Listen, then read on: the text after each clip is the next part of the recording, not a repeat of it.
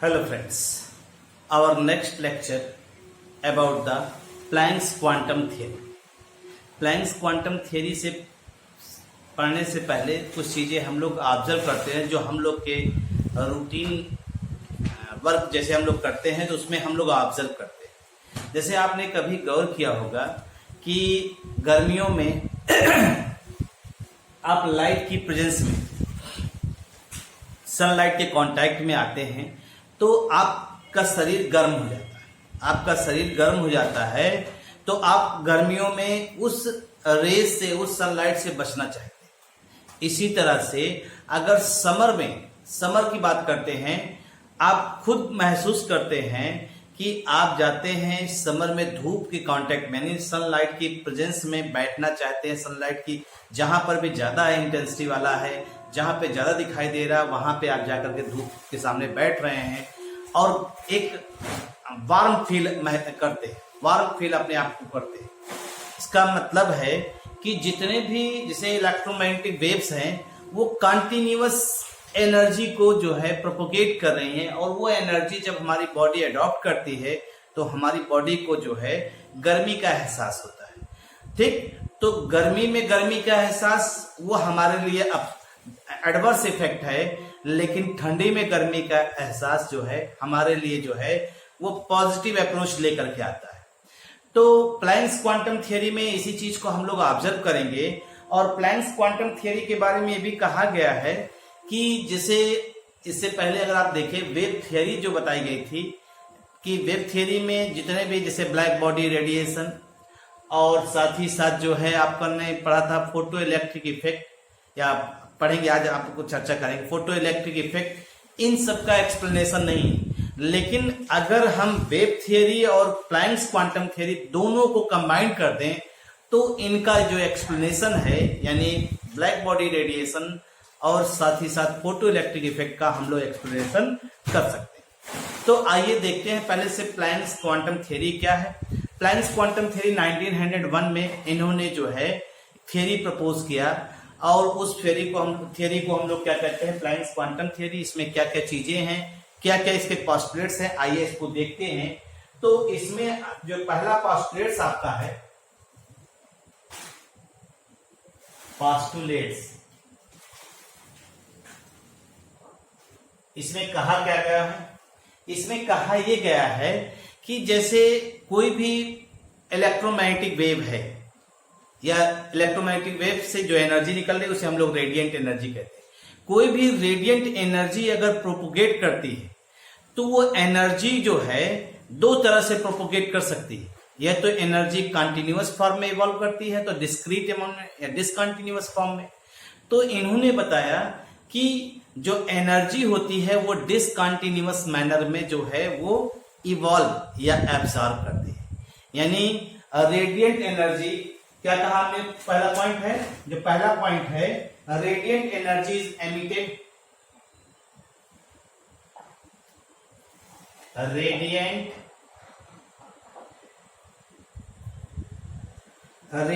Energy is emitted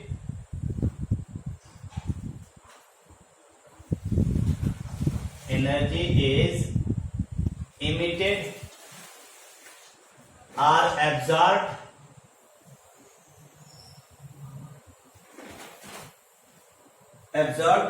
not continuously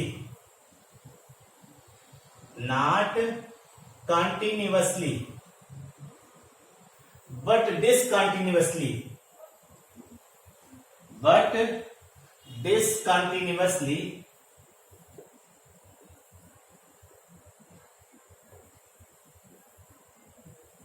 in the form of small packets of energy, in the form of small packets of energy called quanta, जो छोटे packets होते हैं energy के, उस packets को हम लोग क्या कहते हैं, क्वांटा कहते हैं। ठीक, और इन केस ऑफ लाइट, ये तो रेडिएशन के केस में है, in case of light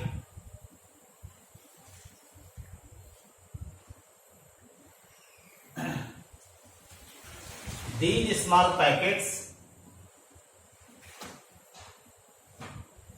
these packets called photon। Previous lecture में हमने फोटोन के बारे में आपको बताया था, फोटोन के बारे में आपने पढ़ा भी था और फोटोन के बारे में देखा भी था। तो इसको प्रीवियस लेक्चर में आप जो फोटोन की क्वालिटीज हैं इसको आप ऑब्जर्व कर लीजिएगा। ठीक है भाई, इन्होंने कहा जैसे सपोज करिए ये कोई ऑब्जेक्ट जैसे आप हैं खुद, अब यहाँ पे इलेक्ट्रोमैग्नेटिक रेडिएशन इसके ऊपर स्ट्राइक कर रहे हैं। ठीक, इसके ऊपर क्या कर रहे हैं, स्ट्राइक कर रहे हैं। अगर ये स्ट्राइक कर रहे हैं तो एनर्जी का क्या होता है, आपने कहा एनर्जी कंटिन्यूस, ये इलेक्ट्रोमैग्नेटिक वेव है, ये इलेक्ट्रोमैग्नेटिक वेव है और ये कंटिन्यूसली इस पे स्ट्राइक कर रहे हैं। ठीक, कंटिन्यूसली स्ट्राइक कर रहे हैं। तो कंटिन्यूसली स्ट्राइक कर रहे हैं तो यहाँ पे इस तरह से आपने ऑब्जर्व किया और इसमें इन्होंने क्या कहा कि जो एनर्जी यहाँ पे आकर के इससे स्ट्राइक कर रही हैं, वो रेडिएशन जो स्ट्राइक कर रही है वो स्मॉल पैकेट्स के रूप में रहती है, वो पैकेट्स के रूप में।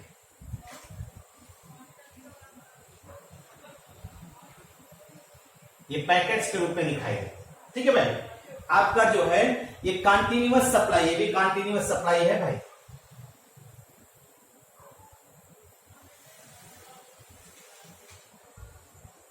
और ये कंटिन्यूअस सप्लाई है, continuous supply in the form of packets of energy, जिसे आप क्या कहते हैं, फोटॉन। यानी ये कोई ऑब्जेक्ट है, इसमें अकॉर्डिंग टू इलेक्ट्रोमैग्नेटिक वेव कह रहे हैं जो भी रेडिएशन, इलेक्ट्रोमैग्नेटिक रेडिएशंस होती हैं वो ऑब्जेक्ट को कंटिन्यू स्ट्राइक कर, कंटिन्यू, तो वो कंटिन्यूसली इसको सप्लाई हो रहा है। इन्होंने क्या कहा कि वास्तव में जो कंटिन्यूअस सप्लाई है वो पैकेट्स ऑफ एनर्जी की, पैकेट्स ऑफ एनर्जी की, ये या तो एब्जॉर्ब करे या तो इवॉल्व करे this continuously in the form of packets. Energy अगर एब्जॉर्ब भी करेगा तो पैकेट्स के रूप में, एनर्जी अगर इवॉल्व करेगा तो पैकेट्स के रूप में। ये पहला पॉइंट इनका हो। दूसरा पॉइंट देखिए, इन्होंने कहा कि जो इलेक्ट्रोमैग्नेटिक रेडिएशन है, यानी जो आपकी रेडिएशन है उसकी एनर्जी जो है वो फ्रीक्वेंसी पे डिपेंड करती है। यानी the energy of radiant energy is directly depend upon the frequency of incident radiation या इंसिडेंट लाइट। जो आपकी एनर्जी है वो एनर्जी फ्रीक्वेंसी के डायरेक्टली प्रोपोर्शनल। दूसरा पॉइंट यही हो गया, E is directly proportional to nu, आपने देखा। और अगर आप इसी को कर लीजिए, इसी को लिख सकते हैं, न्यू हटाएंगे तो ये हो जाएगा E is equal to H nu. आपको जानते हैं चूंकि प्लैंक्स थ्योरी पढ़ रहे हैं तो इसे हम लोग क्या कहते हैं, प्लैंक्स कांस्टेंट। ये प्लैंक्स कांस्टेंट कहला रहा है और प्लैंक्स कांस्टेंट की जो न्यूमेरिकल वैल्यू होती है 6.626 इंटू 10 पावर -34 जूल सेकेंड, ये इनकी न्यूमेरिकल वैल्यू होती है। और आप जानते हैं न्यू की वैल्यू जो है, आप ये भी जान रहे हैं कि we know that nu is equal to C by lambda, तो ये हो जाएगा E is equal to SC by lambda. ये एनर्जी ऑफ वन फोटॉन हो गया या क्वांटा हो गया, ये एनर्जी ऑफ वन फोटॉन और क्वांटा कहलाता है। एनर्जी ऑफ वन फोटॉन और क्वांटा, इसे भी आप क्या कहते हैं, फ्रीक्वेंसी के टर्म में एनर्जी ऑफ फोटॉन और क्वांटा। ठीक, ये वेवलेंथ के रेस्पेक्ट में है और ये किसके रेस्पेक्ट में है, फ्रीक्वेंसी के रेस्पेक्ट में।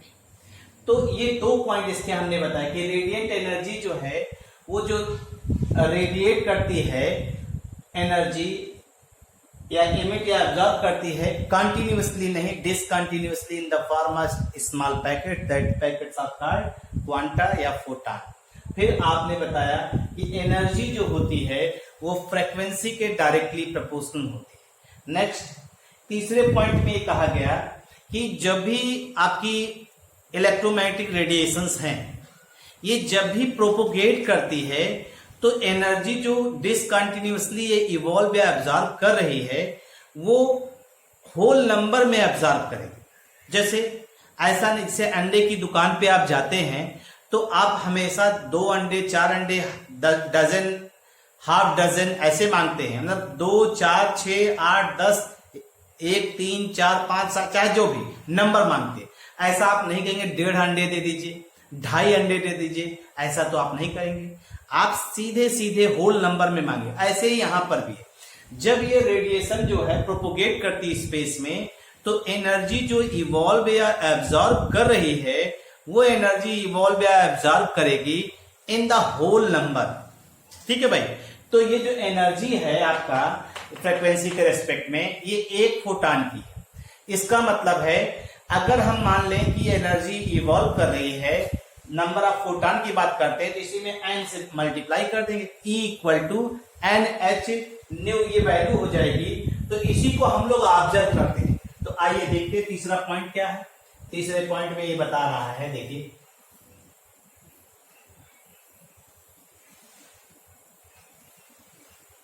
तीसरा पॉइंट जो इसका है ये कह रहा है a body can emit, a body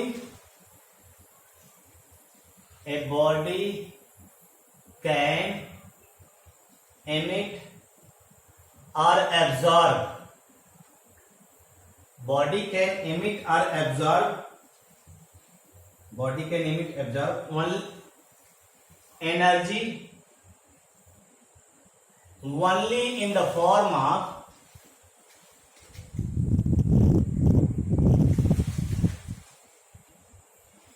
whole number of packets, whole number of packets, या कह सकते हैं whole number integral of quantum or whole number integrals of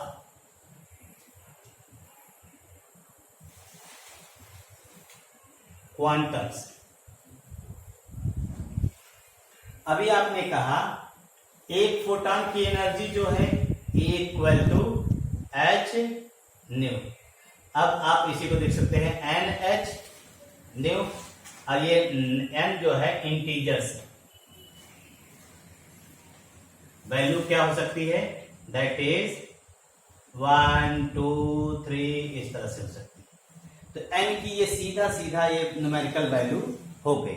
अगर आप इसी को ध्यान दीजिए तो आप कह सकते हैं 2h न्यू,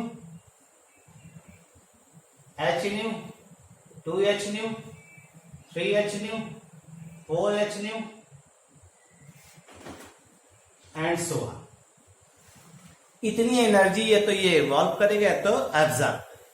ठीक है भाई, इस टर्म में जो है एनर्जी का एब्जॉर्प्शन और इवोल्यूशन होता है। तो ये कुछ पॉइंट्स थे प्लैंक्स क्वांटम थ्योरी के, जिनको इनका जो एप्लीकेशन है उसी को हम लोगों को डिटेल में पढ़ना है। अब इसी पॉइंट को बेस मान करके ब्लैक बॉडी रेडिएशन की जो इंटेंसिटी है, ब्लैक बॉडी रेडिएशन में आपने बताया ना मेटल को फर्नेस में हीट करते हैं तो अलग अलग कलर शो करता है। तो ऐसा क्यों होता है, इसकी सहायता से और किसकी सहायता से, इलेक्ट्रोमैग्नेटिक वेव थ्योरी के आधार पे जो है एक्सप्लेन किया गया। ठीक, तो ये फोटो इलेक्ट्रिक इफेक्ट के बारे में इसकी सहायता से और जो है इलेक्ट्रोमैग्नेटिक वेव थ्योरी के आधार पे एक्सप्लेन किया गया। तो अब आइए नेक्स्ट चलते हैं, फोटो इलेक्ट्रिक इफेक्ट के बारे में देखते हैं हम लोग। तो फोटो इलेक्ट्रिक इफेक्ट को आप ऑब्जर्व कर सकते हैं। तो सबसे पहली चीज हम मेटल के बारे में देखते हैं। मेटल को अगर आप कैटेगराइज करना चाहें, एक्सप्लेन करना चाहें, तो ऐसा मेटल आप उसे कहते हैं जो इलेक्ट्रॉन लूज करे। जो इलेक्ट्रॉन अगर लूज कर रहा है उसे आप मेटल कहते हैं। जैसे आप किसी मेटल के लैटिस को अगर आप ऑब्जर्व करते हैं तो आपको तो ये मालूम होगा कि मेटल के लैटिस में जो पॉजिटिव मेटल आयंस होते हैं वो क्या होते हैं, वो फिक्स होते हैं, उनकी जो पोजीशन होती है वो फिक्स होती है। ठीक है भाई, इनकी जो पोजीशन है ये एक दूसरे से फिक्स। अगर आप इसको ध्यान दीजिए, कुछ इस तरह का अरेंजमेंट आपको दिखाई देगा, इस तरह का अरेंजमेंट आपको यहां पे महसूस होगा।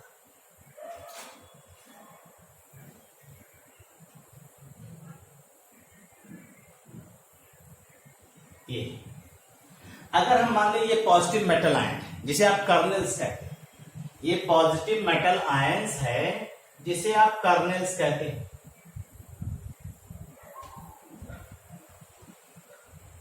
कर्नेल्स, और इसमें ये इलेक्ट्रॉन भी पाए जा रहे हैं। देखिए ये मोबाइल इलेक्ट्रॉन, इस तरह से मोबाइल इलेक्ट्रॉन आपको चारों तरफ हम दिखा दे रहे हैं। ये मोबाइल इलेक्ट्रॉन हो गए, ये मोबाइल इलेक्ट्रॉन। तो पॉजिटिव मेटल आयन और मोबाइल इलेक्ट्रॉन के बीच में इलेक्ट्रोस्टैटिक फोर्स ऑफ अट्रैक्शन लगेगा, जिसकी वजह से ये एक दूसरे से बाइंड रहेंगे। तो अब अगर आप मेटल, ये मेटल की लैटिस है, ये किसी भी मेटल की लैटिस है, इसी तरह का अरेंजमेंट 3D में पाया जाएगा। अगर हम इसकी बात करते हैं तो इसे पॉजिटिव मेटल आयन कहते हैं, जिनकी अपनी पोजीशन क्या होती है, फिक्स होती है, पॉजिटिव मेटल आयन। ठीक है भाई, और ये मोबाइल इलेक्ट्रॉन होते हैं, इलेक्ट्रॉनों का C होता है। तो अगर हम मेटल की बात करते हैं तो मेटल जब आयनाइज होता है तो मेटल आयन गैस में कन्वर्ट होता है और प्लस N इलेक्ट्रॉन, ये तो मालूम है ना। इसे आप पॉजिटिव मेटल आयन या कर्नल आप जिसे कहते हैं, ये पॉजिटिव मेटल आयन जिसे आप क्या कह रहे हैं, कर्नल्स, और ये मोबाइल इलेक्ट्रॉन है, ये चीज है। तो यहां पे फोटो इलेक्ट्रिक इफेक्ट में जो है हम लोग ऑब्जर्व क्या करने चल रहे हैं, हम लोग ऑब्जर्व ये करेंगे कि जब भी इस पर लाइट स्ट्राइक करेगी, सुटेबल वेवलेंथ रेडिएशन की लाइट जब भी इस पे स्ट्राइक करेगी, यानी सुटेबल रेडिएशन जब इस पे स्ट्राइक करेगी मेटल की सरफेस पे, तो वहां से इलेक्ट्रॉन का इजेक्शन होगा। और इस एक्सपेरिमेंट को जो है हर्ट्ज ने जो है परफॉर्म किया, और उन्होंने बड़े जो है मतलब जिसे एक कहते हैं ना, एक इंस्ट्रूमेंट डिस्चार्ज ट्यूब लिया, डिस्चार्ज ट्यूब में एक फोटो सेंसिटिव मटेरियल लिया और एक तरफ इलेक्ट्रोड ले लिया, डिटेक्टर का काम करता है, और उसे कनेक्ट कर दिया जो है, और एमीटर से और साथ ही साथ जो है वोल्टमीटर से कनेक्ट कर दिया, और उसके बाद इन्होंने एक्सपेरिमेंट स्टार्ट किया। तो क्या किया उसी चीज को हम लोग ऑब्जर्व करते हैं। तो इसको जो परफॉर्म किया था उन्होंने, उनका नाम था 1887 में हर्ट्ज।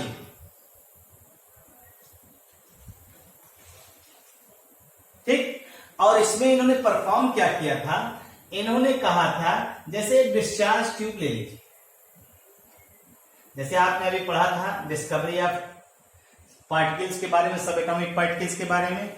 यहां डिस्चार्ज ट्यूब ले लीजिए और यहां एक फोटो सेंसिटिव मटेरियल ले लीजिए, एक फोटो सेंसिटिव, और यहां इलेक्ट्रोड ले लीजिए, यानी कैथोड की बात हम लोग कर रहे हैं।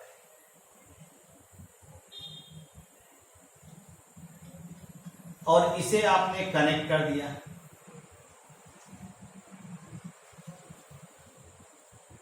इसे आपने कनेक्ट कर दिया, एमीटर से कनेक्ट कर दिया, और उसके बाद जो है इस बैटरी से इसको कनेक्ट कर दिया।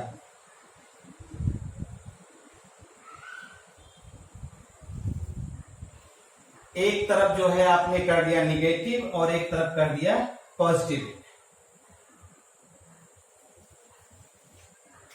ये आपका क्या है, फोटो सेंसिटिव मटेरियल, ये आपका जो है फोटो सेंसिटिव मटेरियल, जिसे आप कहते हैं photo sensitive metal.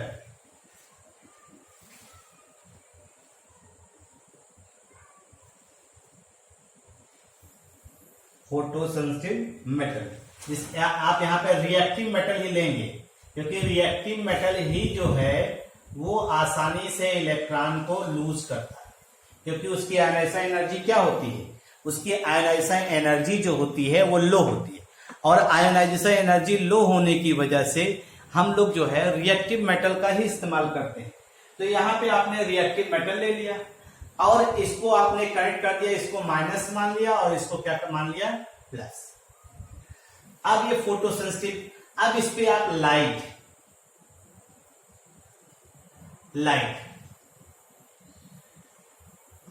Light of suitable frequency, light आपने स्ट्राइक करना शुरू किया। लाइट स्ट्राइक करना शुरू करेंगे तो इनके बीच में गैप, इनके बीच में गैप है, कोई दिक्कत नहीं। आप जैसे ही लाइट स्ट्राइक करेंगे तो इनको ये नहीं पता था कितनी फ्रीक्वेंसी की लाइट यहां चाहिए, तो इन्होंने देखा जब इस लाइट को इसके ऊपर स्ट्राइक करते हैं आप, तो लाइट को स्ट्राइक करने पे इन्होंने ऑब्जर्व क्या किया, इन्होंने देखा कि यहां से कोई भी चेंज दिखाई नहीं दे रहा, मतलब इसमें से कोई भी इजेक्शन ऑफ इलेक्ट्रॉन नहीं हो रहा। तो इन्होंने लाइट की फ्रीक्वेंसी को क्या किया, बढ़ाया, और जैसे जैसे ये लाइट की फ्रीक्वेंसी को बढ़ाते गए, वहां पर एक सिचुएशन ऐसी आई कि वहां से धीरे धीरे इलेक्ट्रॉन का इजेक्शन शुरू हुआ, और इलेक्ट्रॉन मूव कर रहा है किस साइड में, कैथोड की तरफ। इलेक्ट्रॉन मूव कर रहा है पॉजिटिव एंड की तरफ, और इस तरह से। और आप जानते हैं लाइट की एक पर्टिकुलर फ्रीक्वेंसी पर ही ये सिचुएशन क्रिएट हुई, मतलब एक फ्रीक्वेंसी इन्होंने ऑब्जर्व किया जिसके नीचे जो है ये फोटो इलेक्ट्रिक, मतलब इस तरह का एग्जाम मतलब ऑब्जर्वेशन नहीं दिखाई दिया, लेकिन उसके इक्वल या उससे एबव जाने पर इन्होंने देखा इलेक्ट्रॉन धीरे धीरे इजेक्ट कर रहे हैं जब लाइट इस फोटो सेंसिटिव मेटल पे स्ट्राइक कर रही है, और वह इलेक्ट्रॉन कैथोड की तरफ मूवमेंट कर रहा है। तो इनको पता कैसे चला, क्योंकि अब इलेक्ट्रॉन, ये कंप्लीट आपका जो इनकम्प्लीट सर्किट था, इलेक्ट्रॉन के फ्लो की वजह से सर्किट कंप्लीट हो गया, और जैसे ही इसमें डिफ्लेक्शन क्रिएट होगा, इसमें डिफ्लेक्शन यानी करंट फ्लो होगा तो डिफ्लेक्शन क्रिएट होगा। वो डिफ्लेक्शन ये इंडिकेट कर रहा है कि यहां पर जो है इलेक्ट्रॉन का इजेक्शन शुरू हो गया। तो इनको एक आइडिया हुआ कि वास्तव में मेटल से इलेक्ट्रॉन का इजेक्शन तभी हो सकता है जब हम उस पर सुटेबल फ्रीक्वेंसी की रेडिएशन को स्ट्राइक करते हैं। ऐसा नहीं कोई भी रेडिएशन आप स्ट्राइक करिए और इलेक्ट्रॉन निकलना शुरू कर दे, ऐसी सिचुएशन इसमें यहाँ पे इन्होंने ऑब्जर्व नहीं किया। तो फिर ये जब सिचुएशन इन्होंने ऑब्जर्व किया तो ये एक्सपेरिमेंट को बेस मान करके फिर फोटो इलेक्ट्रिक इफेक्ट के बारे में कहा गया, और ये कहा गया कि वास्तव में आप, हाँ एक चीज और ध्यान रखिएगा, यहां पे जैसे एक मिनिमम फ्रीक्वेंसी आपने लिया, उस फ्रीक्वेंसी से एबव एनर्जी जैसे जैसे आप बढ़ाएंगे, नंबर ऑफ इलेक्ट्रॉन जो इजेक्ट हो रहे हैं उनकी संख्या धीरे धीरे धीरे धीरे क्या होगी, चेंज होगी, बढ़ती जाएगी। इसका मतलब है उस मिनिमम फ्रीक्वेंसी से एनर्जी जैसे बढ़ाते जाएंगे आप, उस प्रपोर्शन में इलेक्ट्रॉनों का इजेक्शन जो है कॉन्टिन्यूअसली जो है वो निकलना, मतलब इंक्रीज करना शुरू कर देगा। तो इस आधार पे एक इसकी जो डेफिनेशन डेवलप करती है वो यही है कि ejection of electron from metal surface, लिख देते हैं डेफिनेशन को, ejection of electron from metal surface, ejection of electron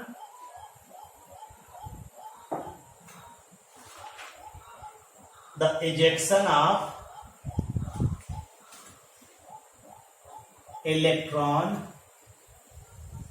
from metal surface, आप इजेक्शन कर रहे हैं इलेक्ट्रॉन का, कब, when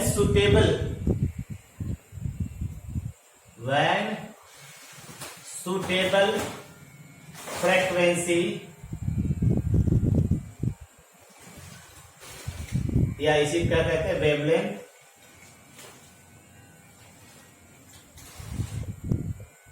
रेडिएशन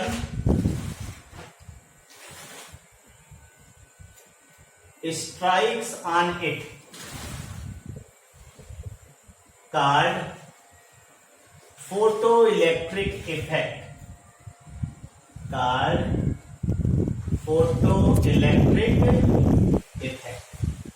ये चीज यानी the ejection of electron from metal surface when suitable radiation strikes on metal surface.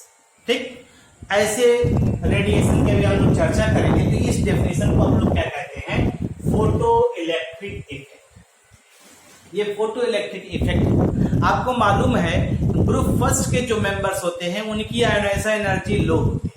तो उनकी आयोनाइजेशन एनर्जी लो होने की वजह से ग्रुप फर्स्ट के member maximum photo electric effect show करते हैं। आपने सुना होगा पोटेशियम हो गया, रूबिडियम हो गया, सीजियम हो गया, एटसेट्रा। और आपको मालूम भी होगा caesium maximum photo electric effect show करता है, मैक्सिमम फोटो इलेक्ट्रिक इफेक्ट। क्यों? Due to its large size large होती है। इसकी साइज लार्ज होने के अलावा आपको मालूम है साइज लार्ज होगी तो आयोनाइजेशन एनर्जी इसकी क्या होगी, लो। आयोनाइजेशन एनर्जी इसकी लो होगी। तो इस वजह से सीजियम इसमें मैक्सिमम फोटो इलेक्ट्रिक इफेक्ट को शो करता है। तो ये चीजें आपको, अब आइए हम लोग देखते हैं इनसे क्या निष्कर्ष निकल रहा है, किस तरह से हम लोग इसको ऑब्जर्व करते हैं। ठीक है भाई,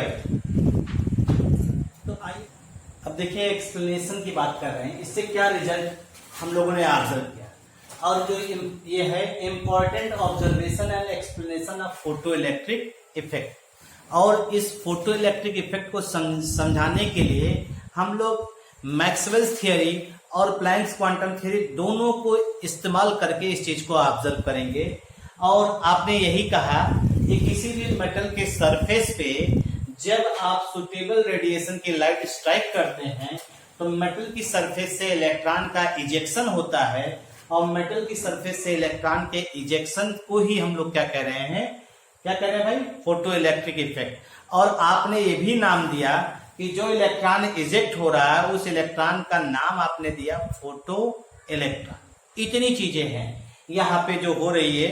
अब इसी चीज में पहला इन्होंने रिजल्ट क्या ऑब्जर्व किया, इन्होंने कहा कि there is no time lag, there is no time lag between the striking of beam, light beam and ejection of electron from the metal surface. यानी लाइट की रेडिएशन जैसे ही मेटल की सरफेस पे स्ट्राइक करेगी वैसे ही इलेक्ट्रॉन का ejection होगा, वैसे ही इलेक्ट्रॉन का इजेक्शन होगा। इसमें कोई भी टाइम लैग की जरूरत नहीं है। आपको मालूम है मैक्सवेल थियरी के आधार पे जो भी रेडिएशन एनर्जी आप स्ट्राइक कराते हैं वो कंटिन्यूअस सप्लाई होती है। ठीक है, जो भी कंटिन्यूअस सप्लाई होगी यानी कंटिन्यूअस वो एनर्जी को एब्सॉर्ब करेगा। जैसे देखिए अगर हम लोग यहां मान लें, सपोज करिए ये मेटल है और इस मेटल के पास ये इलेक्ट्रॉन है, ठीक है, और यहां पे ये रेडिएशन स्ट्राइक कर रही है। ये हम लोग ले रहे हैं मैक्सवेल थ्योरी के आधार पर। तो यहां से ये इलेक्ट्रॉन निकलेगा, यहां से इलेक्ट्रॉन निकलेगा। अब आप जानते हैं कि जो रेडिएशन अगर यहां प्रोपोगेट कर रही है तो ये वेव के फॉर्म में बताया आपने, वेव थ्योरी के आधार पे ये इस तरह से ये। तो आपको मालूम है ये आपका क्रस्ट और ये ट्रफ, एक क्रस्ट और ट्रफ मिला करके पूरा का पूरा ये हो जाता है एक साइकिल। एक साइकिल ये हो गया पूरा। और आपको मालूम है एक साइकिल को पूरा होने में जो टाइम लगता है उसे आपने नाम दिया क्या, टाइम पीरियड। उसे आपने क्या नाम दिया, टाइम पीरियड। तो सपोज करिए हम अपनी तरफ से इमेजिन करते हैं इस इलेक्ट्रॉन को निकालने के लिए हमें 10 किलो जूल एनर्जी की जरूरत पड़ रही, सपोज कर रहे हैं। और जो ये एक साइकिल की एनर्जी है ये 5 किलो जूल है। तो इसका मतलब है ये जब आप इस पे स्ट्राइक करेगा तो ये पूरा का पूरा एक साइकिल, जैसे एक टाइम पीरियड पूरा हुआ, इलेक्ट्रॉन का इजेक्शन नहीं होगा। फिर आगे देखिए ये फिर ये हुआ, ये फिर से 5 किलो जूल। और इसी तरह से ये कंटिन्यूअस ऐसे मूवमेंट करता रहेगा। इसका मतलब है कि जो रेडिएशन इस पे स्ट्राइक कर रही इलेक्ट्रोमैग्नेटिक वेव थियरी के आधार पे कि जो वेव है उसका क्यूमुलेटिव लेंगे, क्यूमुलेटिव या एसोसिएटिव वेव लेंगे, एसोसिएटिव वेव। जब ये 5 और 5 10 किलो जूल एनर्जी इस पे स्ट्राइक करेगी तभी ये जो है इलेक्ट्रॉन यहां से इजेक्ट करेगा। इसका मतलब यहाँ पे टाइम लैग है, यहाँ पे टाइम लैग है, तुरंत नहीं कह रहा है कि 5 आ रहा है, 5 कुछ देर बाद आ रहा है तो इलेक्ट्रॉन का इजेक्शन यहाँ पे संभव नहीं होगा। इसलिए हम लोग सीधे सीधे कह सकते हैं according two electron wave theory इसमें टाइम पीरियड और टाइम कहते हैं ना, जैसे आप कह सकते हैं इसको कि इसमें टाइम इंटरवल है। क्यों टाइम इंटरवल है? कि एक बार एक साइकिल हुआ फिर दूसरी साइकिल हुई, तो एक साइकिल से दूसरी साइकिल में जाने में थोड़ा बहुत टाइम का गैप होगा। तो इस चीज को आप इस तरह से एक्सप्लेन नहीं कर सकते हैं। इस चीज को हम लोग कह सकते हैं, जैसे देखिए अकॉर्डिंग टू मैक्सवेल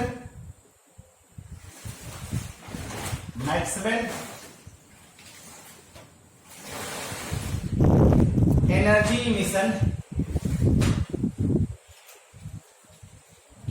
एनर्जी का जो इमिशन होता है या एब्जॉर्प्शन होता है वो takes place continuous, takes place continuous, continuous, ठीक। और यहां पे क्या चाहिए? यहां पे टाइम लैग है, ठीक। इसका मतलब हम लोग कह सकते हैं 1+ और 1+ की बात कर रहे हैं।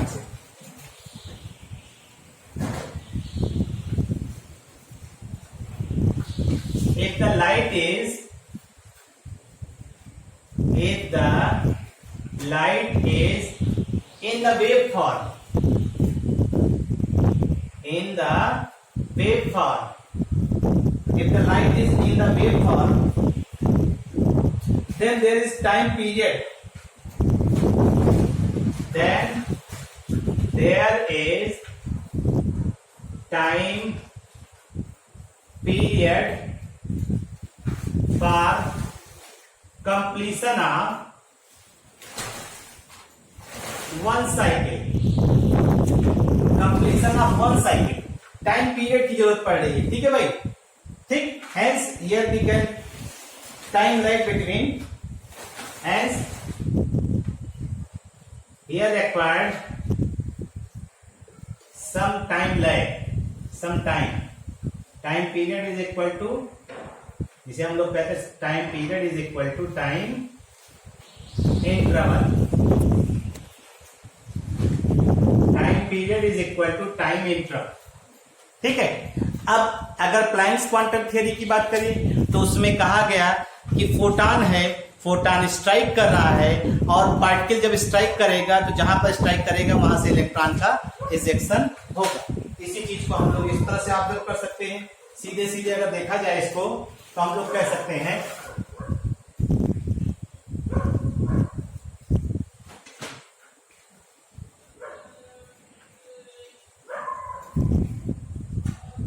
According to Planck's quantum theory,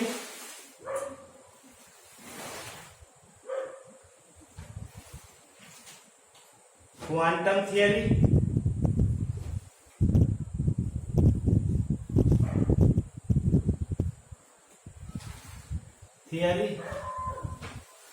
इसमें आपने कहा कि जैसे ही स्ट्राइक करेगा energy in the form of packet, energy in the form of particle या पैकेट जिसे कहते हैं,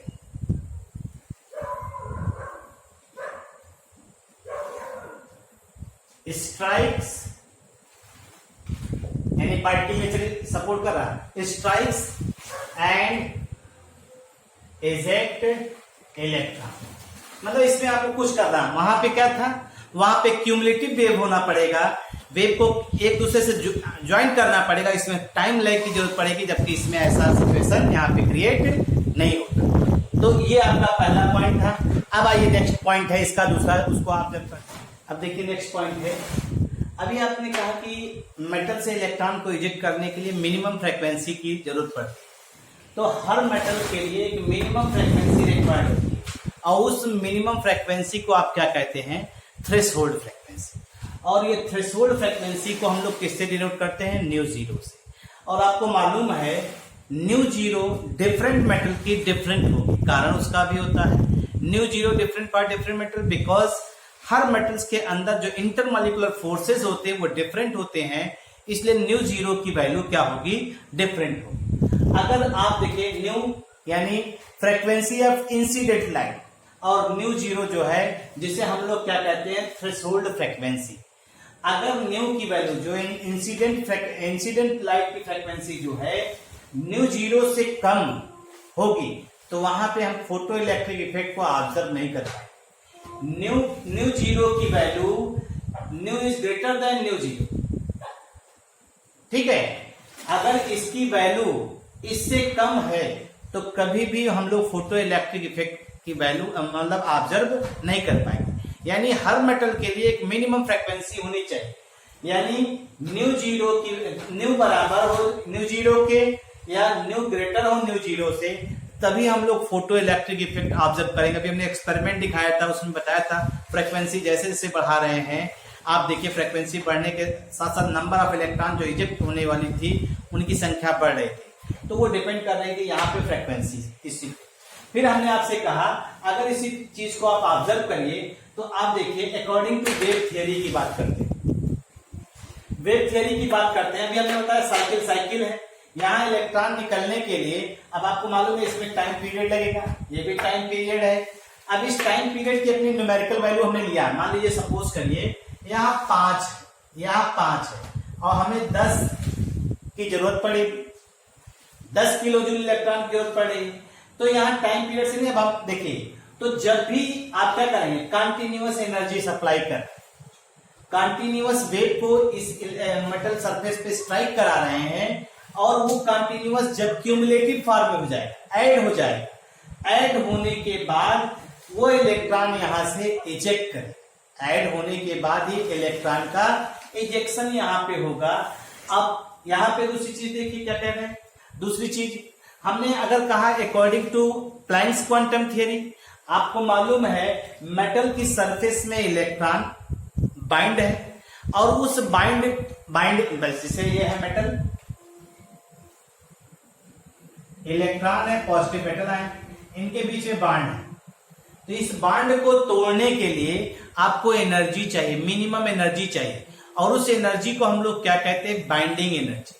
तो अगर प्लैंक्स क्वांटम थ्योरी की बात करें, जब एनर्जी का फोटॉन इस मेटल की सरफेस पे स्ट्राइक करेगा, मेटल की सरफेस पे स्ट्राइक करेगा तो वो मेटल उस इलेक्ट्रॉन की एनर्जी को यानी फोटॉन की एनर्जी को एब्जॉर्ब करेगा और इलेक्ट्रॉन और प्लस के बीच में बॉन्ड जो है उसको ब्रेक करेगा और उस ब्रेक करने के लिए जो एनर्जी की रिक्वायरमेंट होती है, इस फंक्शन को हम लोग वर्क फंक्शन कहते हैं, ठीक है। और वर्क फंक्शन को हम लोग डिनोट किससे करते हैं? W0 से। W0 बराबर h न्यू जीरो, ये वर्क फंक्शन हो गया। ये क्या हो गया? वर्क फंक्शन हो गया। कैसे आपने कहा?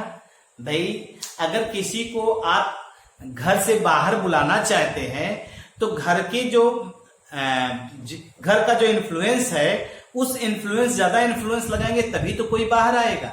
तो उस इन्फ्लुएंस को ही आप क्या कह रहे हैं? Work function. उसको उस एक्स्ट्रा वर्क को आप क्या कह रहे हैं? Work function. तो यहां पर अगर इसी चीज को हम लोग ऑब्जर्व करें तो देखिए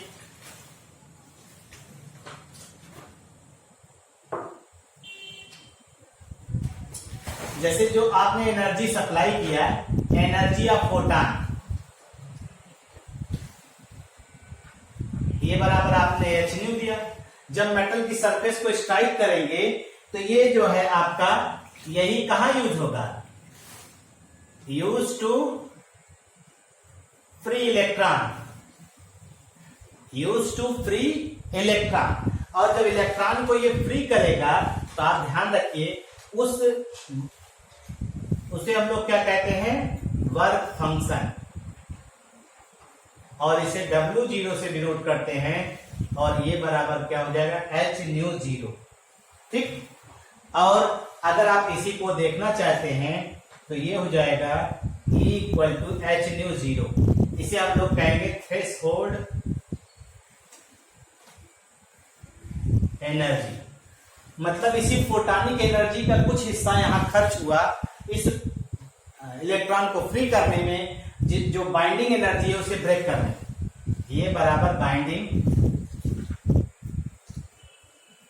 एनर्जी, और इसी बाइंडिंग एनर्जी को ब्रेक करने के लिए आपने एनर्जी को कंजप्शन किया, और वही एनर्जी क्या कहला रही, थ्रेशोल्ड एनर्जी, और ये आपका थ्रेशोल्ड फ्रीक्वेंसी। ठीक है भाई। अब इसके बाद अगर हम लोग चलते हैं, नेक्स्ट पॉइंट है तीसरा पॉइंट। देखिए तीसरा पॉइंट आपने क्या कहा इसमें कहा number of electron ejected from metal surface depends upon intensity of incident light.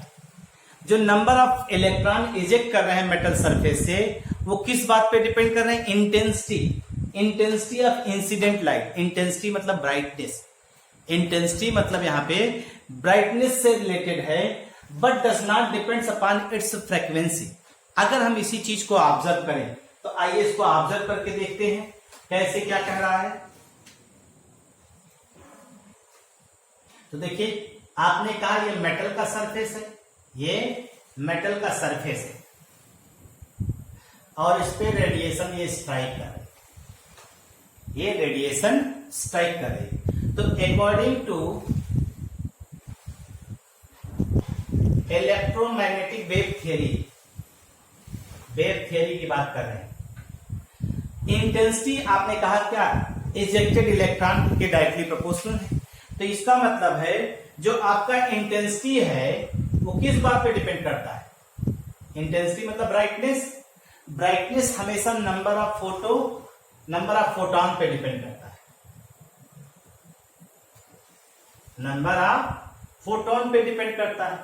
किसी भी लाइट की जो इंटेंसिटी है उसमें कितने फोटॉन प्रेजेंट है उसी पे डिपेंड करता है। जितना ज्यादा फोटॉन उसमें होगा उतनी ज्यादा उसकी इंटेंसिटी होगी। फिर इंटेंसिटी, और आप जानते हैं एक इलेक्ट्रॉन एक फोटॉनिक एनर्जी को एब्जॉर्ब कर रहा है, तो इसका मतलब है इंटेंसिटी नंबर ऑफ फोटॉन, और नंबर ऑफ फोटॉन जितना ज्यादा होगा उतना ज्यादा नंबर ऑफ इलेक्ट्रॉन हो जाएगा, उतना ही ज्यादा आपका नंबर ऑफ फोटो इलेक्ट्रॉन हो जाएगा। जैसे आप फोटो इलेक्ट्रॉन कहते हैं, नंबर ऑफ फोटो इलेक्ट्रॉन। अब चूंकि हमने बताया ना each electron absorb single photon. अगर प्रत्येक इलेक्ट्रॉन जो है वो सिंगल फोटॉन एब्जॉर्ब कर रहा है, इसका मतलब है जितना ज्यादा फोटॉन की संख्या दिखाई देगी उतनी इंटेंसिटी, उतने ज्यादा नंबर ऑफ फोटो इलेक्ट्रॉन। ठीक है भाई। और जितना ज्यादा फोटो इलेक्ट्रॉन होंगे उतना ही ज्यादा hence greater number of current, greater is the current. ये कौन सी थियरी है, wave theory, electromagnetic wave theory. अब आपने ये भी कहा है but does not depends upon its intensity, sorry frequency, frequency पे डिपेंड नहीं करते। फ्रीक्वेंसी है क्या, frequency energy of per packets, photon बढ़ने से पर पैकेट्स की एनर्जी में कोई चेंज नहीं हो रहा। भाई पैकेट्स की एनर्जी कांस्टेंट है, फोटॉन की संख्या चेंज होने पर पैकेट्स की एनर्जी में कोई परिवर्तन नहीं है, इसलिए नंबर ऑफ इलेक्ट्रॉन जो इजेक्ट हो रहे हैं जो इजेक्ट हो रहे हैं मेटल सरफेस से, वो फ्रीक्वेंसी के इंडिपेंडेंट। इसको सीधे सीधे हम लोग लिख सकते हैं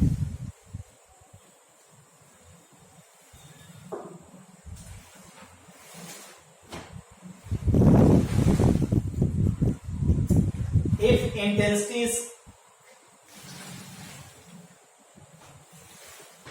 इंटेंसिटी को हम लोग कांस्टेंट करें, इंटेंसिटी इज कांस्टेंट, ये अकॉर्डिंग टू प्लैंक्स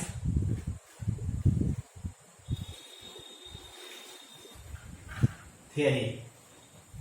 अब इंटेंसिटी से कोई मतलब नहीं। इंटेंसिटी और number of photon directly proportional है, इसको कोई मतलब नहीं।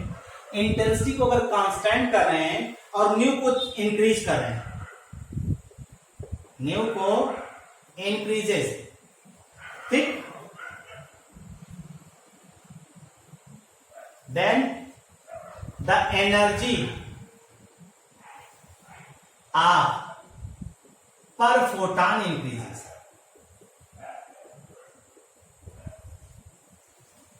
ठीक, अगर न्यू को इंक्रीज करेंगे तो एनर्जी ऑफ पर फोटॉन निकलेगा, क्योंकि एक इलेक्ट्रॉन तो एक ही फोटॉन एनर्जी एब्जॉर्ब कर रहा है। तो एक इलेक्ट्रॉन यानी एक फोटॉन की एनर्जी कितनी भी हो, निकालेगा कितना, एक ही इलेक्ट्रॉन। तो न्यू को चेंज करने पर एनर्जी पर फोटॉन की एनर्जी इंक्रीज कर रही है, न कि टोटल काइनेटिक एनर्जी। इसका मतलब है सीधे सीधे हम लोग कह सकते हैं कि number of photo electron does not depends upon the, hence number of photo electron does not depends upon the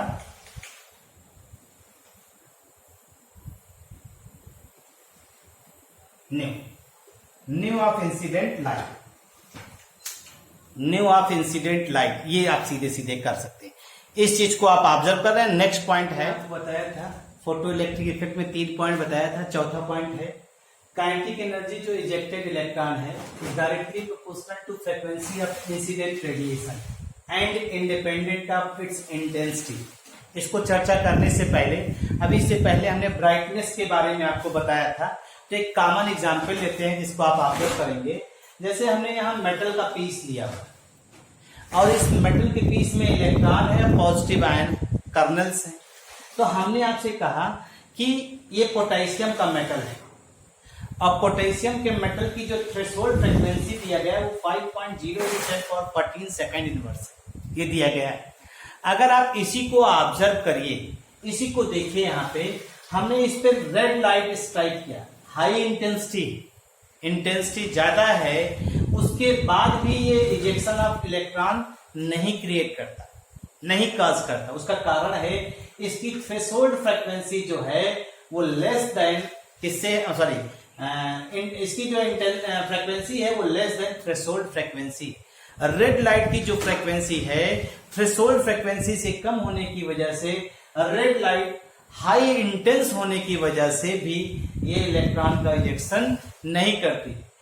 जबकि आप देखिए यहाँ पे अगर येलो लाइट को देखते हैं और येलो लाइट वीक ब्राइटनेस है, वीक इंटेंसिटी है, इसकी जो फ्रीक्वेंसी की value 5.1 to 5.2 into 10^14 second inverse है। अगर इसको हम लोग ऑब्जर्व करें तो ये जब भी इस मेटल की सरफेस पे स्ट्राइक करेंगे तो ये इलेक्ट्रॉन का इजेक्शन क्रिएट करेगा। इंटेंसिटी कम है, इसके बावजूद भी उसका कारण क्या है कि इसकी थ्रेशोल्ड फ्रीक्वेंसी से इस फ्रीक्वेंसी की वैल्यू थ्रेशोल्ड फ्रीक्वेंसी से क्या है, ज्यादा है। यहाँ आप देखिए थ्रेशोल्ड फ्रीक्वेंसी 5 है और यहाँ वैल्यू है 5.1 से 5.2 into 10^14 सेकेंड इनवर्स है। तो इसका मतलब है कि इंटेंसिटी पे डिपेंड नहीं कर रहा है इलेक्ट्रॉन का इजेक्शन। अब इसके बाद देखिए, अब काइनेटिक एनर्जी से रिलेटेड है तो हमने यहाँ पे लिया है variation of kinetic energy with the frequency and also with intensity. अगर आप काइनेटिक एनर्जी की बात करते हैं इजेक्टेड इलेक्ट्रॉन तो फ्रीक्वेंसी के डायरेक्टली प्रोपोर्शनल, ये लिखा भी आपने। The kinetic energy of ejected electron is directly proportional to frequency of incident radiation and independent of its intensity। यानी इंटेंसिटी पे डिपेंड नहीं कर रहा है, डिपेंड किस पे कर रहा है, फ्रीक्वेंसी पे। अगर उसी को आप देखिए यहाँ पे हमने इंटेंसिटी दिखाया है, न्यू को कांस्टेंट ले लिया। इंटेंसिटी अगर देखिए तो काइनेटिक एनर्जी, जैसे इंटेंसिटी आप बढ़ाते जा रहे हैं, इंटेंसिटी बढ़ने से काइनेटिक एनर्जी पे कोई इंपैक्ट डेवलप नहीं कर रहा है, ये वैल्यू कांस्टेंट हो रही है। यहाँ पे ये वैल्यू क्या है, कांस्टेंट है। इसका मतलब है अगर इस चीज को हम लोग ऑब्जर्व करें तो हम ये कह सकते हैं according to Einstein theory, according to Einstein theory, according to Einstein theory अगर हम लोग ऑब्जर्व करते हैं तो हम लोग कहते हैं कि जो एनर्जी होती है, काइनेटिक एनर्जी होती है, वो क्या होती है, ½ mv²। और ये कहां से आया है? ये एनर्जी ऑफ फोटॉन और वर्क फंक्शन का डिफरेंस होता है। ये क्या होता है? Is equal to H nu minus H nu 0। ये क्या है आपका? एनर्जी ऑफ फोटॉन है।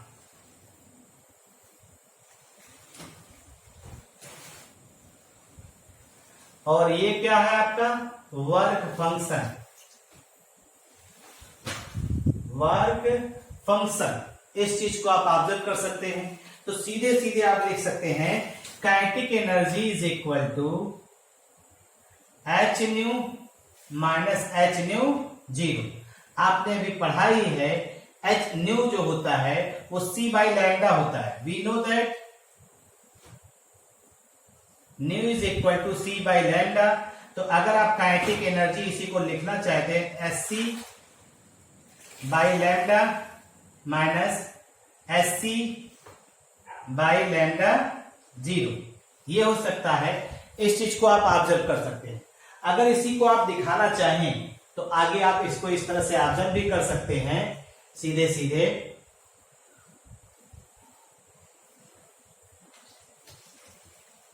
अगर आप इसी को दिखाना चाहें तो इसमें कॉमन एससी हो जा रहा है, तो काइनेटिक एनर्जी बराबर एससी को कॉमन कर लिया 1 by lambda minus 1 by lambda 0। ये आपका आ गया Einstein equation. This equation is known as Einstein equation. अब इसमें लैम्डा 0 क्या है? लैम्डा 0 जो है ये थ्रेशोल्ड वेवलेंथ, थ्रेशोल्ड वेवलेंथ है जिसको आप ऑब्जर्व कर रहे हैं। ठीक है, इस आधार पे जो है आप इस चीज को एक्सप्लेन कर सकते हैं। तो ये क्वेश्चन हो गया, ये कुछ एक्सप्लेनेशन था, इंपॉर्टेंट ऑब्जर्वेशन था जिसको आपने जो है फोटो इलेक्ट्रिक इफेक्ट से ऑब्जर्व किया, इसको पढ़ा आपने, इसको देखिए। आप जो भी दिक्कत आपको महसूस हो रही है उसको बताइए।